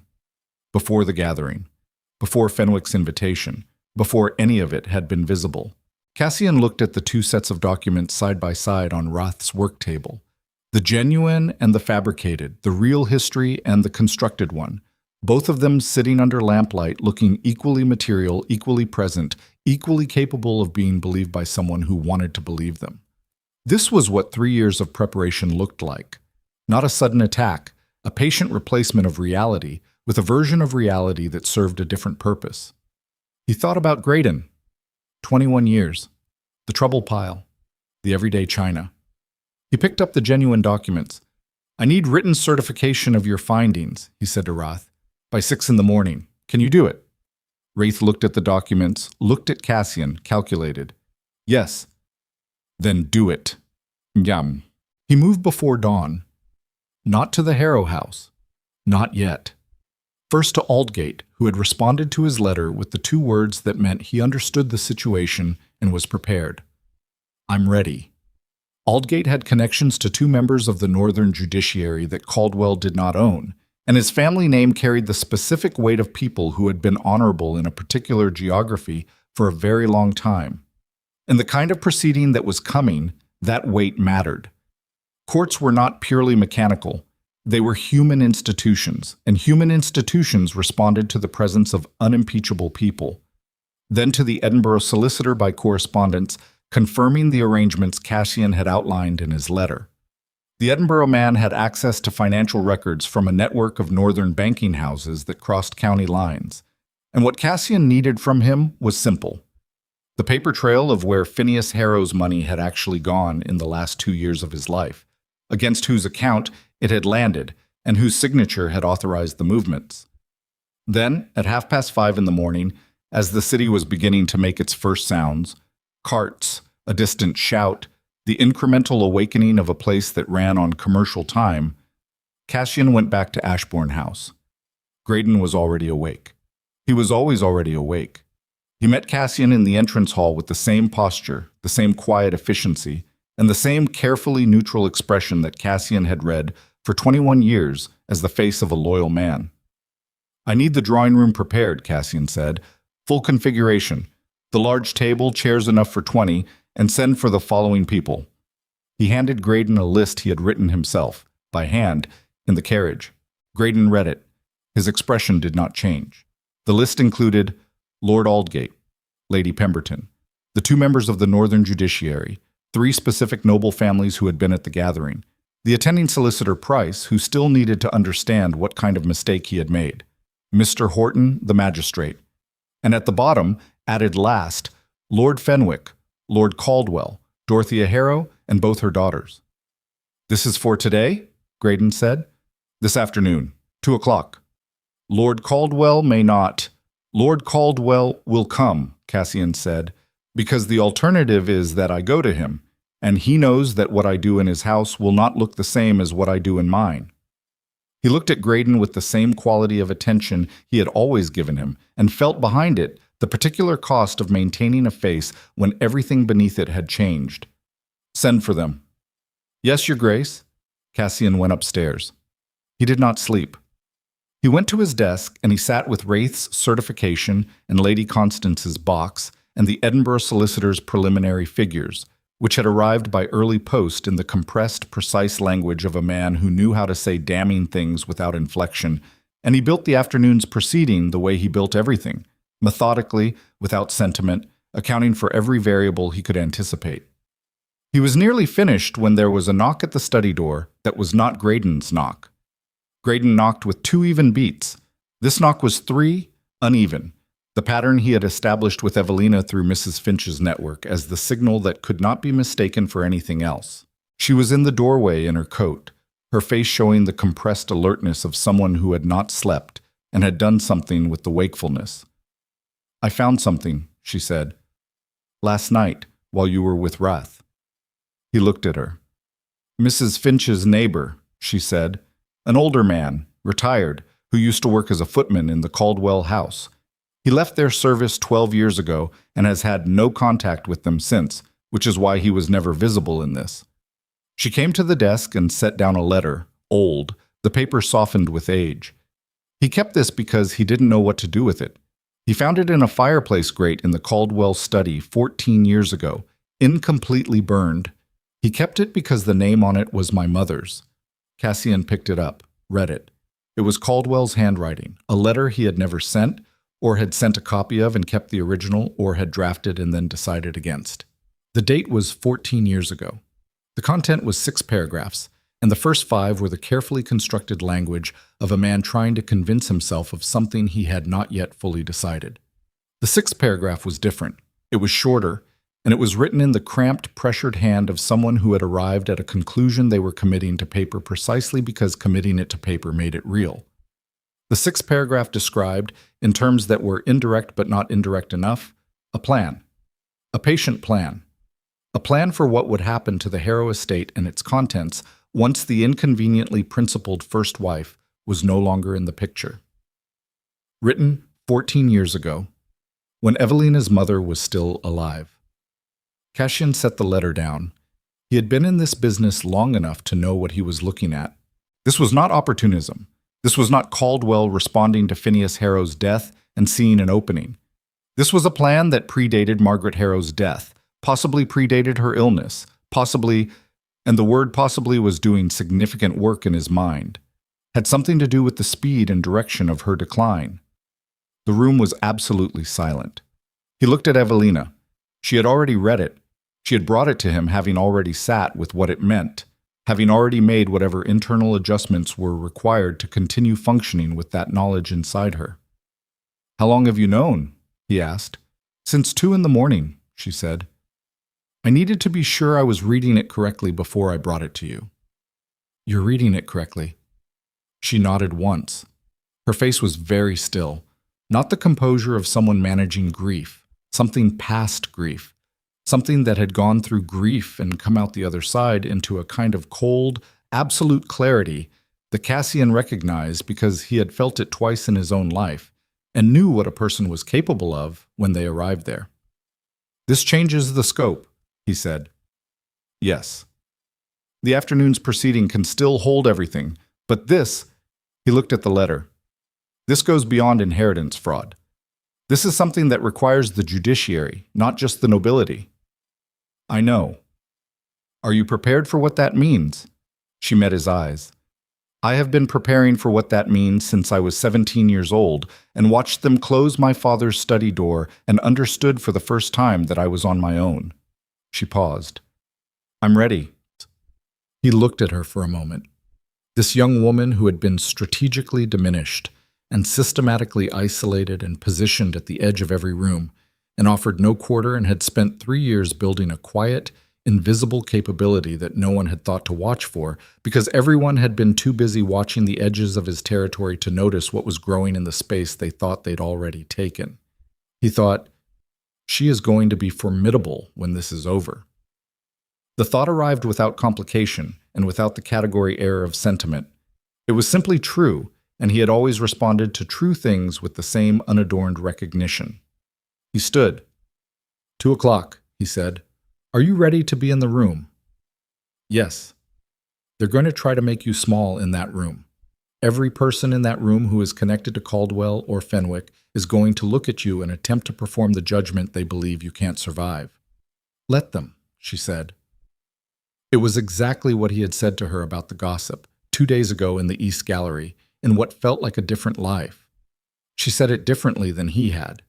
He had said it from the position of a man who had never needed to care what rooms thought of him. She said it from the position of a woman who had survived 3 years of being made small and had decided, apparently, definitively, that she was finished with that particular experience. He picked up the documents. Then let's go finish it. And at that precise moment, the door of the study opened. Not Evelina's knock, not the 2 even beats of Graydon's knock, but the sound of a door opened by someone who had a key and did not feel the need to announce themselves. And Lord Caldwell walked into the study of Ashbourne House with 2 men behind him who were not his servants, and his face wore the expression of a man who had decided that the meeting at 2 o'clock was too long to wait for. Caldwell closed the door behind him. He did it quietly, which was the most aggressive thing about it. The performance of a man who believed he had already won and could therefore afford to be calm. He was 64, heavy through the chest, with the particular physical confidence of a man who had spent his entire life in rooms where other people deferred to him. The 2 men behind him were not servants. They had the stillness of hired muscle wearing decent coats, the kind of men retained specifically for situations where social pressure had run out. Cassian did not move. This was the thing about reaching a certain level of actual danger. It clarified. The performance of authority fell away, because there was no longer any audience for it, and what remained was the stripped-down mechanics of a man deciding what he was willing to do. Cassian stood beside his desk with Wraith's certification and Lady Constance's documents in his hand, and he felt something that was not fear and was not courage, because neither of those were precise enough. It was the particular focused quiet of a man who had run every calculation available to him and had arrived at the last decision point. Caldwell looked at the documents in his hand. "I'd like those," Caldwell said. "I know," Cassian said. "I think you understand the situation well enough to—" "I understand the situation precisely," Cassian said. "You've entered my house with men you intend to use as physical leverage to take documents that would end your freedom if they reached a court. You've done this because you have someone inside my household who told you I had them, and because you calculated that arriving before 2 o'clock gave you options that arriving at 2 o'clock would not." He looked at Caldwell with the complete, undecorated attention of a man who had stripped every social function out of the moment. "You calculated wrong." Caldwell's expression shifted. Not much, the shift of a man who had prepared for several versions of this conversation, but was now detecting that the version he was in was not among them. "Your Grace." "You sat in my drawing room last night," Cassian said. "You discussed the southern boundary survey with me for 4 minutes while your people were at the solicitor's table. You looked me in the eye." He paused. 30 years, Caldwell. You were Phineas Harrow's closest friend for 30 years. You were in the room when Evelina was born, and you began planning what to take from her before her mother was dead."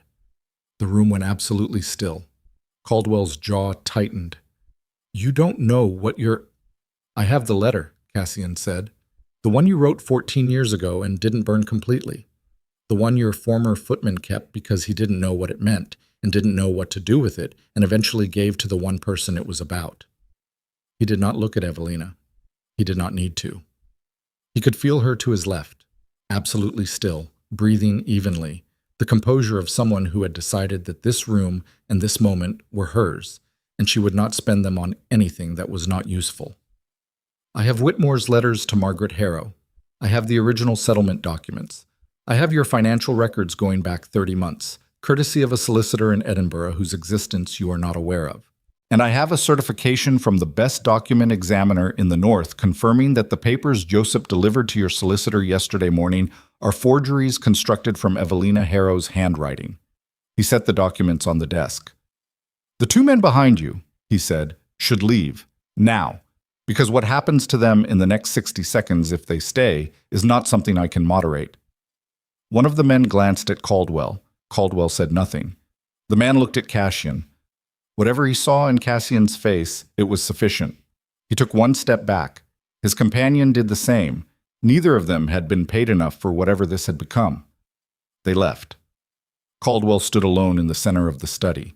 The confidence had not left his face entirely, but it had curd-pulled, still present but hollowed out, the husk of a thing that had been structural and was now merely habitual. "You can't prove intent," Caldwell said. "The letter is old. The financial records are open to interpretation. Whitmore's letters are hearsay from a dead man.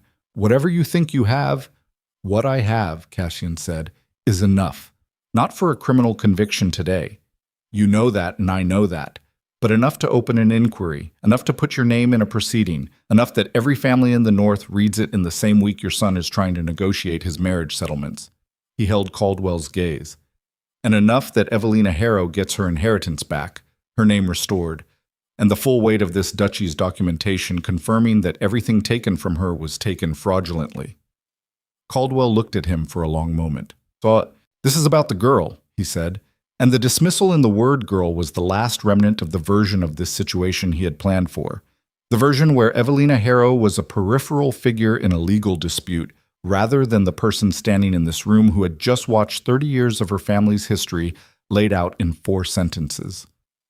"Say her name correctly," Cassian said. Very quiet. Something moved through Caldwell's expression that was too old and too honest to be anything other than what it was.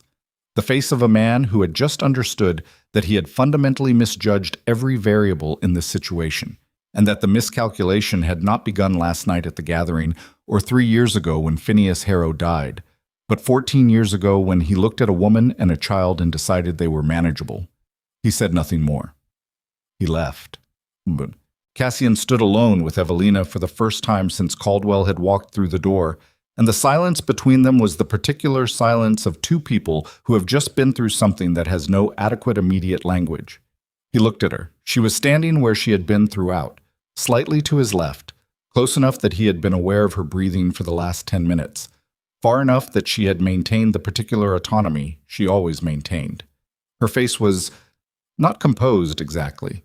The composure was still there, but it had changed again, and this time it had changed in the direction of something he could not quite name, something that looked like the aftermath of a very long fight in which the fighter has finally understood that it is over.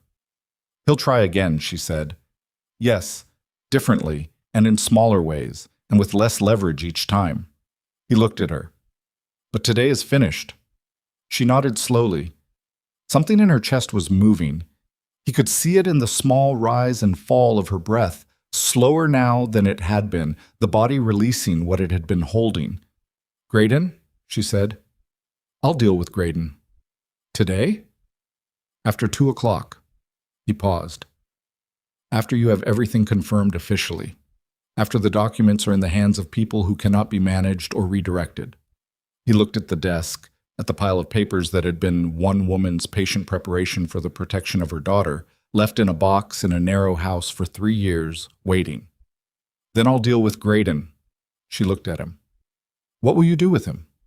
"Give him the opportunity to tell me everything, which is the only currency he has left." He said it without heat, because heat would have been imprecise. What he felt about Graydon was not rage. It was the particular clean grief of a man who had trusted someone for 21 years and had just learned what that trust had been worth. And grief was less useful than clarity, so he was choosing clarity. "And then I'll remove him from this house and ensure he understands the cost of using anything he knows against any person associated with this proceeding." "That's more mercy than he earned," she said. "It's not mercy," he said. "It's management." She looked at him for a moment, and the corner of her mouth moved in that same small, unmanaged way it had moved the night before in Mrs. Finch's front room. "You're going to have to get better at the difference." He looked back at her. "Probably." The 2 o'clock proceeding ran for 3 hours. Cassian had arranged the drawing room the way he arranged everything, with the kind of spatial precision that made the room itself an argument. The long table centered, the documents arranged in the order they would be needed, the seating configured so that Lord Aldgate and the 2 members of the judiciary sat opposite Fenwick and Dorothea and the Harrow stepsisters, and so that Evelina sat at the table with the same weight as anyone else in the room, not at its edge, not in a position of petition. At the table. Lady Pemberton had arrived 10 minutes early and taken a chair at the corner where she could see everyone. She had said nothing to anyone, which was its own form of statement. Dorothea Harrow had arrived looking composed in the specific way of a woman who had prepared herself for confrontation and was determined to project the confidence of someone who had resources left. She lost that composure incrementally, by degrees, as Wraith's certification was read aloud by the Edinburgh solicitor, and then the Whitmore letters, and then the original settlement documents, and then the financial records. Each one landed differently. The certification was technical, and she managed it. The Whitmore letters were damaging, and she managed those too, with the particular skill of a woman who had been managing damaging information for years. The financial records broke her composure the way a specific structural failure broke a building, not all at once, but at the precise point where the load exceeded the tolerance, and then comprehensively. Fenwick did not speak for the first 90 minutes. When he did speak, it was to his solicitor in a voice low enough that it was not quite audible, and his solicitor's response, visible in expression rather than words, clearly did not satisfy him. Edmund Fenwick, seated behind his father, had the face of a man who was calculating what version of this story he could inhabit afterward and was not finding good options. Philippa and Cecily Harrow sat with the particular stillness of people who had believed they were watching someone else's destruction and had arrived to find they were the exhibit. Philippa's hands were in her lap. She did not look at Evelina once, which told Cassian more than looking would have. Lord Aldgate spoke clearly without editorializing, presenting the framework of the legal proceeding that would follow: the restoration of Evelina's inheritance, the filing of fraudulent documentation charges against the parties responsible, the referral of the Whitmore matter to the appropriate criminal inquiry. He spoke with the authority of a man who had never once in his life needed to perform authority, and the room felt the difference. When Aldgate finished, the room was silent. Cassian looked at Dorothea Harrow. "You have the opportunity," he said, "to cooperate with the proceeding that follows. The scope of what that cooperation affects is something you should discuss with your solicitor before you make any decisions. But I'll tell you plainly that the inquiry into Whitmore's death will proceed regardless, and the degree to which you were a knowing party to that will be a question that receives thorough attention." Dorothea looked at him. Her face had settled into the expression of a woman who had arrived at the floor of something and found it harder than expected. She said nothing. "Then we're finished here," Cassian said. The room emptied by degrees. Fenwick left quickly, without looking at Cassian, which was the first intelligent decision Cassian had observed him make. The judiciary members stayed to complete the formal documentation.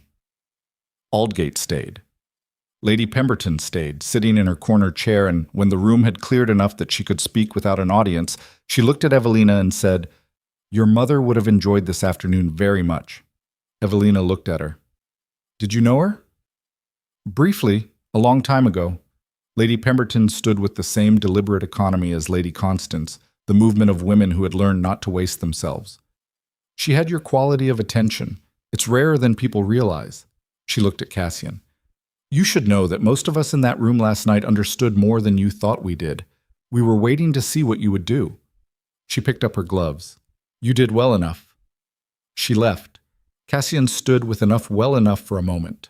From Lady Pemberton, he understood, this was the equivalent of an ovation. Basit. He dealt with Graydon at 5:30.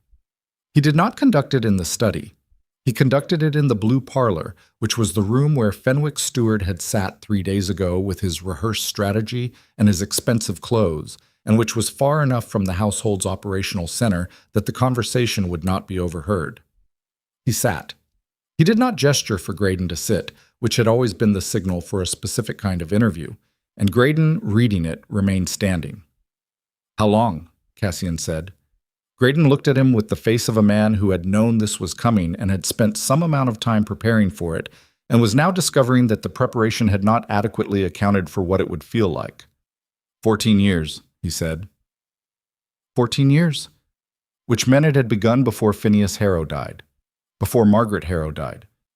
Which meant that for 14 years Graydon had been a fixture in this house, managing its correspondence and its intelligence and its most sensitive information, and had been reporting to Caldwell.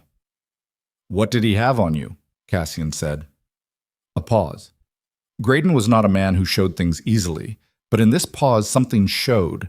Not guilt, because guilt required a simpler moral architecture than the situation offered. Something older and more complicated. The face of a man who had made a decision in a moment of weakness 14 years ago and had spent every subsequent year building a life on top of it in the hope that the foundation would eventually stop mattering. "My brother," Graydon said. "He was in Caldwell's debt, a significant debt, the kind that ended careers." He paused. "Caldwell offered to resolve it, in exchange for access to this household's correspondence. It was supposed to be temporary. It was never temporary. No. Quiet. It wasn't. Cassian looked at him. He looked at the man who had sent for Sable with the speed of someone who knew exactly what was needed, who had placed the letter through the servant's entrance, or had known it was coming and had not told him, who had managed the trouble pile for 21 years with the practiced efficiency of a man serving two offices simultaneously. He looked at him and felt, underneath the clear-eyed assessment of what Graydon had done, the complicated and unwelcome reality that people were rarely simply one thing. That a man could be genuinely good at a job and genuinely compromised in it simultaneously. That loyalty and betrayal were not always opposites, but were sometimes, in the architecture of a real human life, layered on top of each other in ways that defeated simple categorization. He did not forgive Graydon. That was not on offer, and was not what the moment required. "Tell me everything," he said. "Everything you reported, every communication, every name. You'll give it to me in writing, signed, and you'll give it completely. In exchange, I won't pursue you legally, and I'll provide you a reference that allows you to find other employment outside this city." He held his gaze. "If I discover later that the account was incomplete, the agreement ends." Graydon looked at him for a long moment. "Yes, Your Grace." "Then sit down," Cassian said, "and start from the beginning." Evelina came to Ashbourne House that evening, not to the drawing room or the East Gallery. Cassian was in the garden, which was where he had gone when Graydon's 3-hour account was finally complete, and he needed the particular quality of outside air that came after a long time in a closed room with difficult truth. The September evening was cold and clear, the kind of cold that was honest about itself, and he had been standing in it for approximately 20 minutes when he heard the gate and turned. She was in a different coat than she had worn for the past 3 days. She had been back to the house, not the Harrow house, which was no longer in any practical sense her house, but to Lady Constance's narrow address on the east side, where he had sent word that she was welcome to stay for the duration of the legal proceedings. The coat was dark blue, well-fitted, and it was hers, not an adjustment, not something chosen for her. The small difference was significant in a way he did not examine too directly. She came to stand near him, not beside him, a few feet of garden between them, and she looked at the back of the house the way she had looked at the Yorkshire Moor painting, actually seeing it. "How is Lady Constance?" he said. "Pleased with herself," Evelina said. "She said she always knew the box would be worth keeping. She said my mother knew how to read a situation and planned 40 steps ahead." A pause. "She said the same about me, which I thought was generous until I realized she was not being generous. She was stating what she considered to be a fact." "She was right." Evelina looked at him. "You had Mrs. Finch's network," he said. "You had Lady Constance. You had 3 years of careful observation of everyone in that house and what they were doing and when. You had the footman with the letter. You were already building this before I was involved. I accelerated it.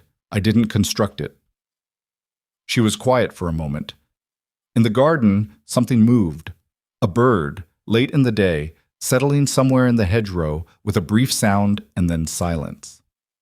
"I've been thinking about something you said," she said, "on the first night, in the East Gallery. You said there was nothing to thank you for." "I remember.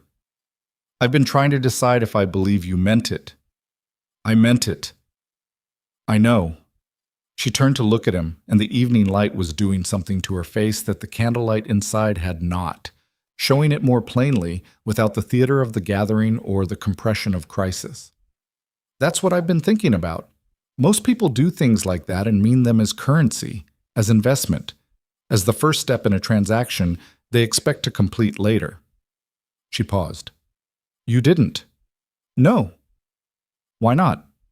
He considered this. The question deserved the same quality of answer she always gave him. Not performed, not strategic, simply true. "Because I was tired," he said, "of being the only person in every room who was thinking about what things cost, about what every action bought and what it obligated. I looked at you standing there and I thought, she's not asking for anything. She's not performing. She's just standing there trying not to collapse, and every single person in this room is deciding it's not their problem." He looked at the darkening garden. "I don't know how to be that person. I've tried, in other circumstances, and it costs me something I don't get back." She was quiet. "That's not noble," he said. "That's just the limit of what I'm able to be." "It's more than you think," she said. The garden was very still. The last of the evening light was going, the sky above the hedgerow darkening from gray to something deeper, and the cold was settling in properly now, the kind of cold that asked something of you. He turned to look at her directly. "The legal proceedings will take several months. The inquiry into Whitmore's death will take longer. During that time, your presence in this city as an unprotected single woman with active enemies in the legal system is a vulnerability." He said it plainly, because she had always received plainness better than anything else. "I would like to offer you the protection of this household's name, formally, as my wife." She looked at him. "I am asking you," he said, "not deciding, not managing, asking." The silence between them was the specific silence of a moment that had its own weight, that both of them understood was not a small thing dressed in practical language, but a real thing, a significant thing, and he held it without trying to fill it because she deserved the time to look at it clearly. "The last time someone offered me protection," she said, "they meant a cage with better furniture. I know. I told you in the East Gallery, I won't exchange one prison for another. I know that too." "Then you understand," she said, "that if I say yes, it's because I have looked at you for 3 days under conditions that removed every reason to perform anything, and I have reached my own conclusion. Not because I need your name, not because the legal situation requires it, because I have a particular difficulty with people who are exactly what they appear to be, and you are that." She paused. "It's uncommon enough that I find it difficult to walk away from." He looked at her. "Yes," she said. Quiet, direct, entirely without ceremony. The word of a woman who had spent 3 years refusing to surrender a single thing that was hers, and who was now choosing, with full knowledge and full autonomy, to add something new. He reached out and she put her hand in his, and neither of them said anything, because they were both people who had long since learned that the moments that mattered most required the least language. The Duchy of Ashbourne ran for 2 more decades under Cassian's governance, and the historians who wrote about that period noted, with varying degrees of understanding, that something shifted in its character in the winter of that year. The shift was difficult to quantify. The legal machinery was the same. The boundaries were the same. The economic structures remained largely intact. What changed was something more interior, more functional. A quality in the way decisions were made, the way information moved, the way people who came to the duchy with grievances were received. Cassian himself, when asked in later years what had changed, gave the same answer every time. And the people who heard it understood it differently depending on what they had survived themselves. He said, "I stopped believing that the point of power was to never need anyone." The Caldwell inquiry ran for 4 years and resulted in a criminal proceeding that was, by the standards of the era, remarkable in its comprehensiveness. Dorothea Harrow cooperated at the final stage, which reduced her exposure but did not eliminate it. Fenwick's family withdrew from Northern society with the particular completeness of a family that understands it has run out of social credit. Edmund Fenwick, who had been peripheral enough to most of the actual conspiracy to make a credible case for limited involvement, spent the subsequent years becoming quietly, determinedly ordinary, which was probably the best outcome available to him. Graydon's written account sat in Cassian's files for the rest of his life, consulted occasionally, never shared.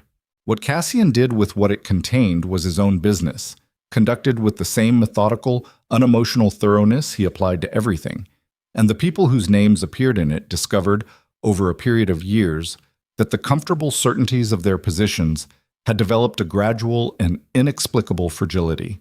Lady Constance attended the wedding and said that Margaret would have found the flowers excessive, but the choice of man acceptable, which everyone present understood was the highest form of approval she was capable of offering. Lady Pemberton, when asked her opinion of the Duchess of Ashbourne, said only that she had your mother's quality of attention. She said it often enough, to enough people, that it eventually became the thing she was most remembered for saying, which she would have considered an appropriate legacy.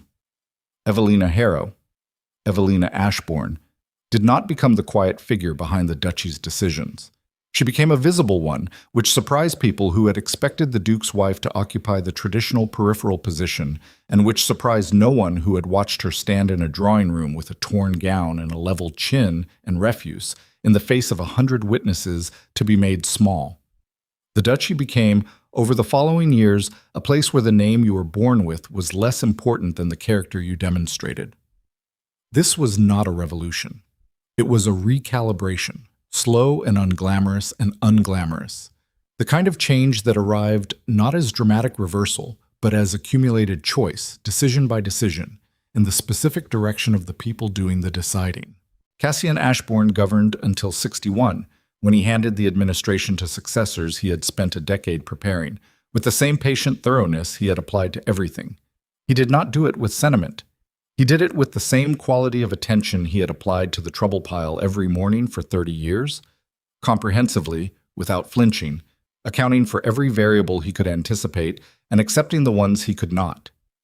He was not a man who had learned to be softer. He was a man who had learned that softness and strength were not the opposites he had believed them to be in the years when he needed to believe they were opposites in order to function. What replaced that belief was something less convenient and considerably more useful, the understanding that the things worth governing were not territories or assets or even alliances, but the choices you made when the cost of them was real. The study at Ashbourne House, in the years after the Caldwell matter closed, had 2 chairs at the desk instead of 1. This was not symbolic, it was functional. The person in the second chair had her own method, her own intelligence, and her own conclusions, and the conversations that happened in that room between 2 people who had met under a torn gown and a borrowed cloak and a painting with a flawed horizon line were the conversations of a partnership that had never once mistaken agreement for loyalty or silence for peace. They disagreed often, loudly, sometimes, with the particular quality of 2 people who respected each other enough to be honest and trusted each other enough to survive honesty. It was, by any reasonable measure, enough. It was most days considerably more.